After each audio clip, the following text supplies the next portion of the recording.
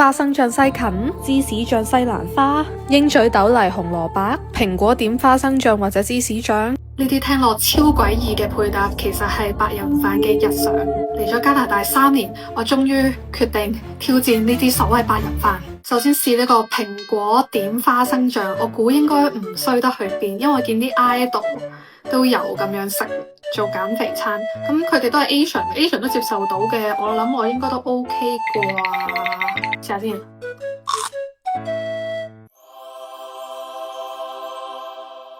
喂，點解方向中好食咁多嘅？點解我而家先發現噶？點數跌咗個蘋果入去添？點解呢個翻出嚟？滿分10分有10分喎，好驚喜啊！唔怪得知啲 idol 肯嘥嗰啲 calories quota 去呢啲地方啦，食得真係值得。跟住試蘋果點芝士醬。其實咁樣食法有啲似芝士餅，只不過係多咗少少甜味同埋水分咯。其實都接受到嘅，但係花生醬係完成芝士醬。跟住是西芹點花生醬。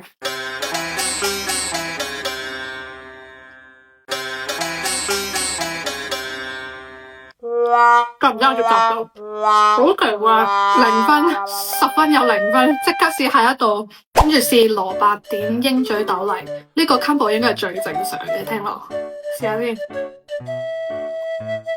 但因為佢哋生食咧都幾難咬，啲白人啲牙口咧真係勁啲嘅。佢係正常，但係未至於好食咯。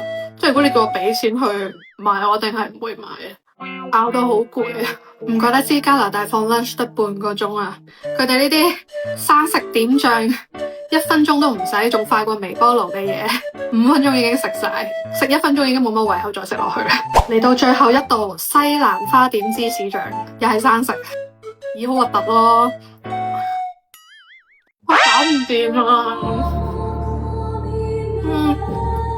啱嘅，點算啊？我得成盤，邊食得晒都唔想再食落去啦！啊救命啊！搞唔掂，呢隻真係好難食。雖然都好過花生醬西芹，但呢個係第2難食。呢度唯一可以 encore 就係花生醬點蘋果，啲蘋果點花生醬已經食到懵咗。呢啲白人飯嘅優點顯而易見就係快啦，同埋原型食物夠健康。不過我都係寧願唔好咁健康嘅。